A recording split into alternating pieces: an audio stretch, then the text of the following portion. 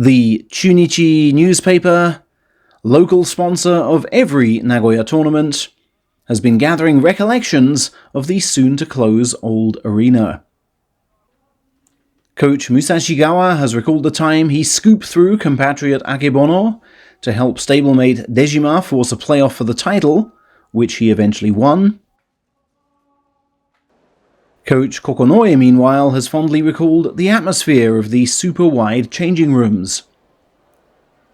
When I first trod on that squeaky floor, I wondered if my footsteps might break it, the ex-Chiyotaikai began. And as all the wrestlers were in the same place, although I couldn't see them due to the central partition, I could hear my matchday opponents' voices as they barked at their attendants to mimic my tactics. That fired me up a fair bit.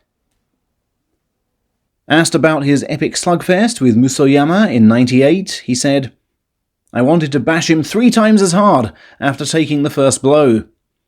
Having the fans so closely packed in drew that kind of passion out of us." Finally, Sumo's chairman has also been busy recalling. "It was the time in 2018 when the air conditioning conked out," he said. "Then the time in 2022 when we had to keep rewriting fixture cards due to all those COVID absences. But my strongest memories go much further back.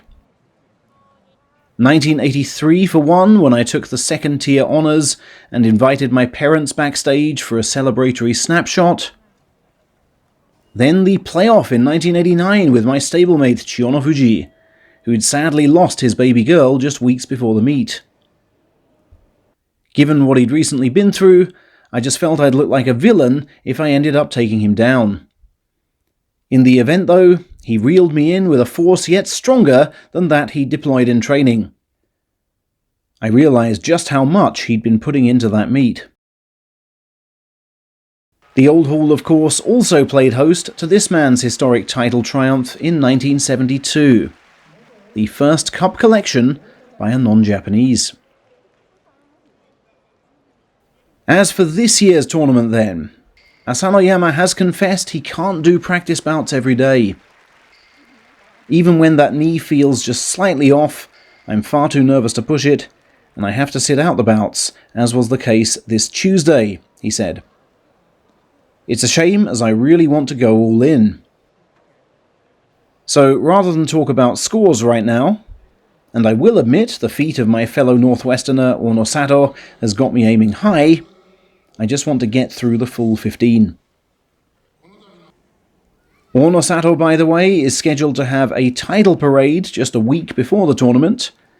That will take place in his native Tsubatamachi on July the 7th. Unless, of course, the weather turns foul, in which case everything's off. Nakamura Stable's Kayo has settled on burgundy for his July matchday belt colour. His master has already declared that it suits him. Although new stable training only started on June 17th, Kayo insists he's ready for July and that now it's time to deliver.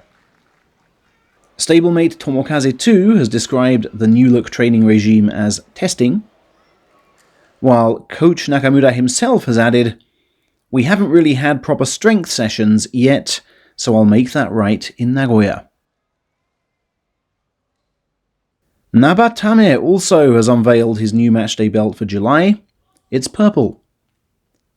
"My mum likes this colour," he told the press, "but I don't think it really suits me yet, this whole salaried wrestler thing. Everything I've done in sumo has been motivated by my mum, and the need to pay her back for all the mischief I caused as a kid. As I've never won a divisional title, I would kind of like one in my hands this time. With a good thrusting flow, I should pick up some wins." Finally, a glossy magazine report has been released of Takakeisho's wedding this February, 4 years after submitting his papers. The event was held at the Palace Hotel to the side of the Emperor's home. Keisho's bride Yukina wore a sapphire ring and an Antonio Riva dress. The best man's speech was given by none other than Daieisho, who it is said brought the house down, and the hall was adorned with 3-meter portraits of Takakeisho and Hokutoumi, the late former Ozeki, who was also Yukina's father.